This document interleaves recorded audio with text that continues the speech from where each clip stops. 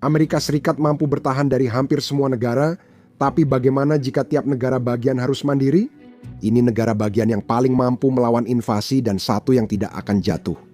Namun, sebelum membahas negara yang bisa bertahan, ada dua yang hampir pasti runtuh seketika.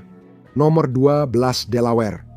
Masalah utama Delaware adalah ukurannya, hanya sekitar 2.500 mil persegi, sehingga menjadi negara bagian terkecil kedua di Amerika Serikat. Negara bagian ini hanya selebar 35 mil, sehingga pasukan mekanis modern dapat melintasinya dalam beberapa jam. Kondisi geografisnya juga memperburuk situasi. Delaware adalah wilayah paling datar di Amerika Utara, tanpa pegunungan, hutan lebat, rawa, atau titik penyempitan alami. Ini seperti karpet selamat datang bagi pasukan penyerbu. Populasi Delaware hanya sedikit lebih dari 1 juta orang, menjadikannya salah satu negara bagian dengan penduduk paling sedikit di Amerika Serikat. Dan itu berarti tenaga manusia yang tersedia untuk pertahanan akan sangat terbatas. Delaware hampir tidak punya kekuatan tempur tetap dan tidak memiliki pangkalan utama angkatan darat, angkatan laut, atau Korps Marinir Amerika Serikat di wilayahnya. Delaware tak akan menghambat invasi, bahkan nyaris tak terasa. Negara berikutnya juga tak jauh lebih baik, yaitu Rhode Island di urutan 11. Rhode Island sangat kecil, hanya sekitar 1.200 mil persegi. Pasukan penyerbu bisa melintasinya dalam kurang dari sehari. Negara bagian ini memiliki garis pantai panjang dan berlekuk-lekuk, didominasi Teluk Narragansett, pelabuhan alami terbesar di pantai timur. Meski secara ekonomi, kondisi geografis ini menguntungkan, dari sisi militer justru jadi kelemahan besar. Teluk itu menyediakan banyak lokasi pendaratan amfibi dan pesisir datarnya minim hambatan alami. Saat peluru mulai berterbangan, Rhode Island kurang berperan dalam pertempuran. Namun situasi berubah sejak titik transisi di nomor 10, Pennsylvania, bukan hanya sulit diserang, tapi juga sulit dipertahankan. Kekuatan utama negara bagian ini adalah lokasi strategis dan infrastruktur besar. Sebagian besar wilayah negara bagian ini terdiri dari pegunungan Appalachian, termasuk punggungan dan lembah panjang yang mengarahkan pergerakan ke jalur-jalur tertentu. Punggungan dan lembah sungai sempit ini membentuk pertahanan alami, titik sempit, serta zona penyergapan siap pakai. Populasi membuat Pennsylvania berbeda dari target lain. Dengan sekitar 13 juta penduduk negara bagian ini punya banyak tenaga kerja. Philadelphia dan Pittsburgh menjadi pusat industri dan transportasi, sementara puluhan kota, sedang dan kecil tersebar di bagian dalam negara bagian ini. Pengaruh Pennsylvania jauh melebihi ukurannya di tingkat negara bagian. Permata utamanya adalah Fort Indiantown Gap, salah satu pusat pelatihan Garda Nasional terbesar dan tersibuk di Amerika Serikat, melatih lebih dari 100.000 pasukan tiap tahun. Pennsylvania menjadi pusat utama mobilisasi dan operasi. Namun, beberapa negara bagian tak memerlukan pangkalan besar karena pertahanannya sudah tertanam di tanah. Nomor 9 Colorado menonjol karena medan dan infrastrukturnya yang strategis menguntungkan para pembela. Pegunungan Rocky mendominasi barat dan tengah Colorado. Sebagian besar wilayahnya di atas 5.000 kaki dengan lebih dari 50 puncak, melebihi 14.000 kaki. Bagian pegunungan di dalam negara bagian ini sangat membatasi pergerakan skala besar bagi pasukan lawan manapun.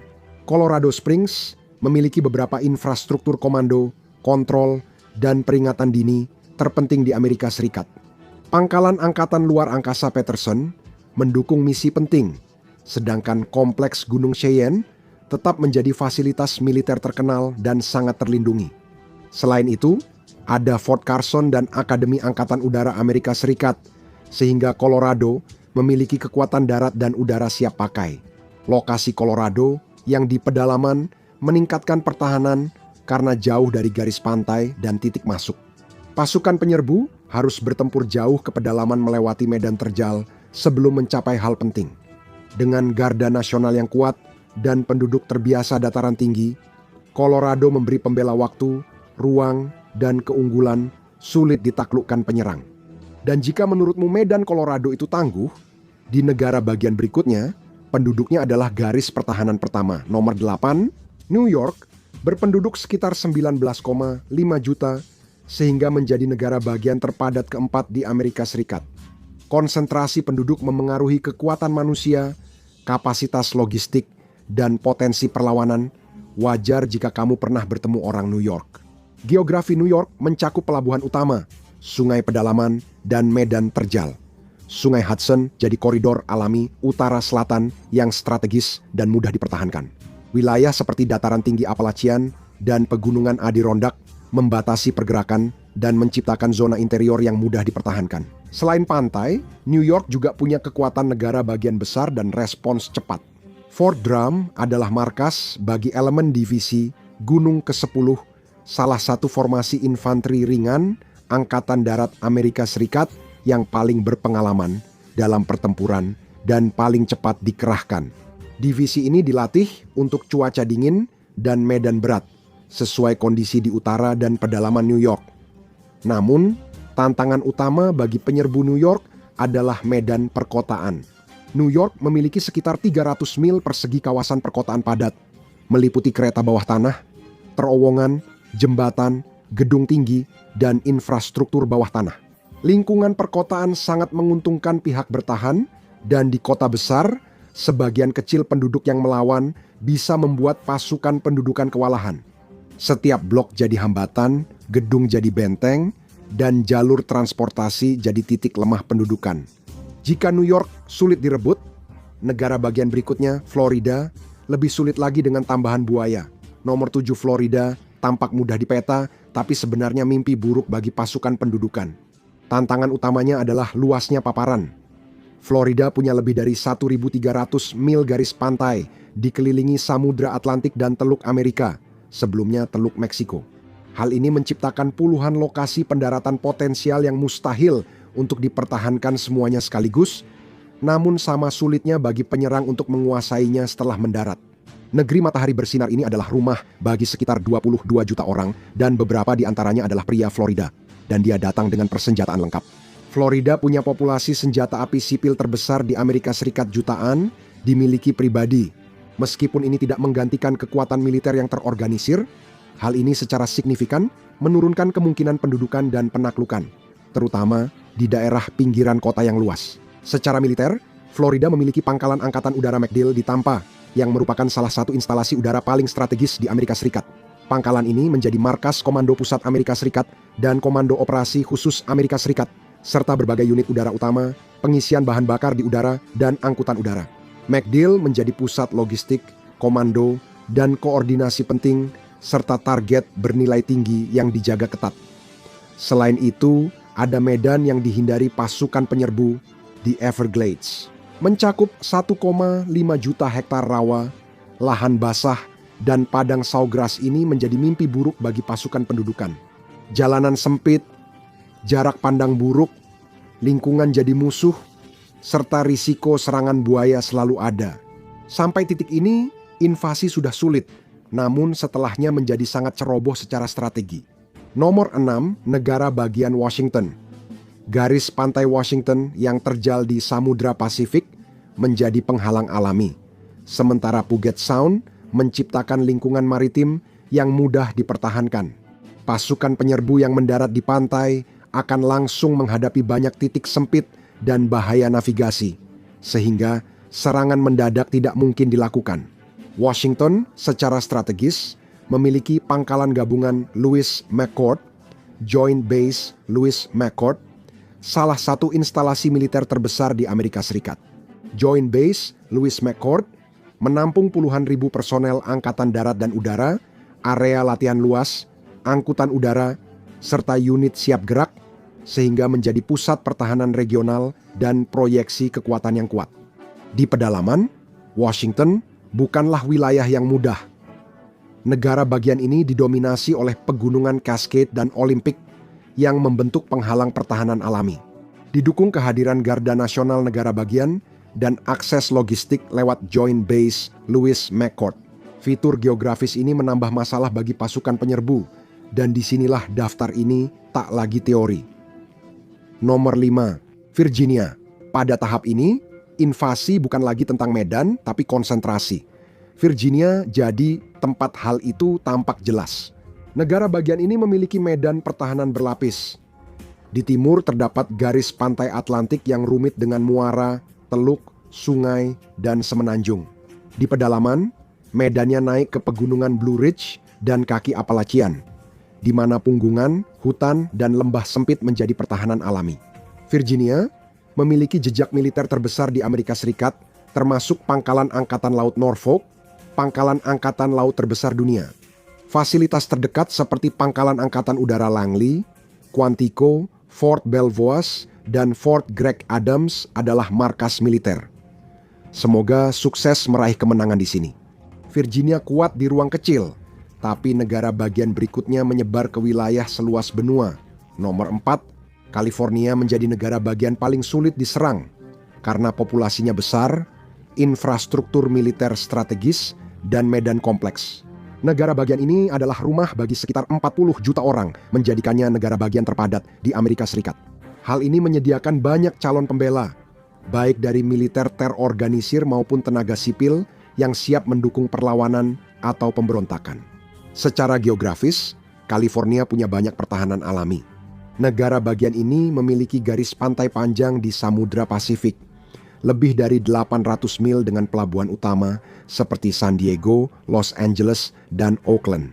Pelabuhan-pelabuhan ini sangat penting untuk pertahanan dan pasokan, memungkinkan penguatan, pengisian ulang, dan proyeksi kekuatan secara cepat di sepanjang pantai. Di pedalaman, pegunungan Sierra Nevada, dan lembah membentuk koridor pertahanan alami. Infrastruktur militer California pun tangguh. Negara bagian ini menjadi tuan rumah Pangkalan Angkatan Laut San Diego, pangkalan terbesar di pantai barat. Ada Camp Pendleton, instalasi utama Korps Marinir, Pangkalan Angkatan Udara Edwards sebagai fasilitas uji dan pelatihan, serta Pusat Pelatihan Nasional Fort Irwin, salah satu area pelatihan militer terbesar dan tercanggih di negara ini. Pangkalan ini mendukung ribuan pasukan, aset penerbangan, unit lapis baja, dan program pelatihan luas.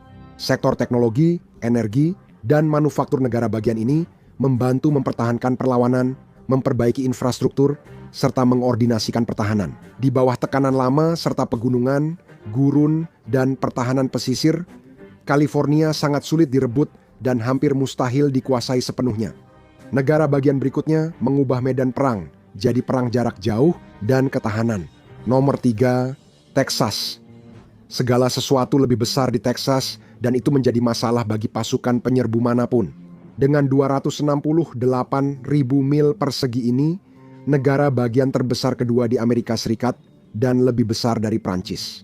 Ukuran yang sangat besar ini memberikan kedalaman yang luar biasa bagi para pembela, sehingga mustahil bagi pasukan penyerbu untuk dengan cepat menguasai seluruh negara bagian. Dengan populasi lebih dari 30 juta, Texas menyediakan sumber daya manusia besar untuk unit militer dan perlawanan lokal. Texas sangat termiliterisasi dengan beberapa pangkalan utama militer seperti Fort Hood, Pangkalan Gabungan San Antonio, dan Fort Bliss. Pangkalan ini menjadi pusat penempatan, logistik, dan operasi tempur, memungkinkan Texas bertahan, melakukan serangan balik, serta mempertahankan operasi di wilayahnya. Jalan tol, rel kereta api, dan infrastruktur energi Texas menciptakan ketahanan logistik, memungkinkan pemindahan pasukan, peralatan, dan persediaan secara efisien di wilayah luas. Setelah invasi ke Texas, masalah darat tidak ada lagi. Nomor 2, Hawaii berjarak sekitar 2.400 mil dari daratan utama Amerika Serikat dan sangat terisolasi di tengah Samudra Pasifik. Setiap invasi akan membutuhkan operasi pengangkutan laut atau udara besar-besaran yang dengan sendirinya menciptakan mimpi buruk logistik. Jalur pasokan rentan, penundaan atau gangguan bisa menghancurkan pasukan sebelum tiba di pulau. Geografi negara bagian ini menguntungkan pihak bertahan. Hawaii adalah kepulauan dengan pulau bermedan vulkanik terjal, tebing curam, dan pantai terbatas untuk pendaratan amfibi. Kota-kota terkonsentrasi, sedangkan pedalaman bergunung dan penuh vegetasi tropis lebat. Sangat efektif untuk kontra pemberontakan. Musuh yang menyerang pulau dipaksa melalui jalur pantai sempit sehingga mudah diserang balik dan cepat lelah. Infrastruktur militer Hawaii kuat. Pelabuhan Mutiara di Oahu adalah markas Armada Pasifik Amerika Serikat dan dekat dengan Pangkalan Gabungan Pelabuhan Mutiara. HISICAM menggabungkan kekuatan udara dan laut untuk pertahanan dan respons cepat. Pangkalan-pangkalan ini juga berfungsi sebagai simpul logistik yang penting, memungkinkan para pembela untuk dengan cepat memperkuat posisi dan memasok ulang unit-unit. Kehadiran aset militer yang kuat dan terkoordinasi dengan baik seperti ini memastikan bahwa setiap pasukan penyerbu akan menghadapi pembela yang sangat mampu dan siap sejak pendaratan pertama. Dan sekarang kita sampai pada negara yang mematahkan setiap invasi. Model nomor 1, Alaska menempati urutan teratas karena ukurannya yang besar, medannya yang keras, dan isolasinya yang ekstrim. Wilayahnya sekitar 586.000 mil persegi lebih luas dari gabungan Texas dan California. Wilayah pedalaman dan utara Alaska didominasi oleh lingkungan Arktik dan subarktik, termasuk pegunungan, gletser, tundra, dan hutan lebat. Kondisi musim dingin bisa sangat ekstrim, menciptakan hambatan tambahan bagi pasukan penyerbu manapun. Kepadatan penduduk juga merupakan faktor penting lainnya. Alaska berpenduduk sekitar 740.000 jiwa rata-rata, 1,2 orang per mil persegi, termasuk terendah di Amerika Serikat. Populasi yang jarang ini berarti bahwa penyerbu tidak bisa mengandalkan sumber daya lokal untuk logistik atau dukungan pendudukan. Jalan raya sangat terbatas, terutama di luar pusat kota, dan sebagian besar wilayah negara bagian ini hanya dapat diakses melalui udara atau laut. Jalur pasokan akan sangat panjang, rapuh, dan sangat rentan. Garis pantai makin menyulitkan kemungkinan invasi. Alaska punya lebih dari 6.600 mil garis pantai, sehingga banyak lokasi pendaratan yang perlu diawasi atau dijaga. Wilayah pedalaman dan pulau pesisir yang terjal sulit diakses, memberi pertahanan alami dan banyak tempat bagi pembela melakukan penyergapan, operasi gerilya, atau serangan balik.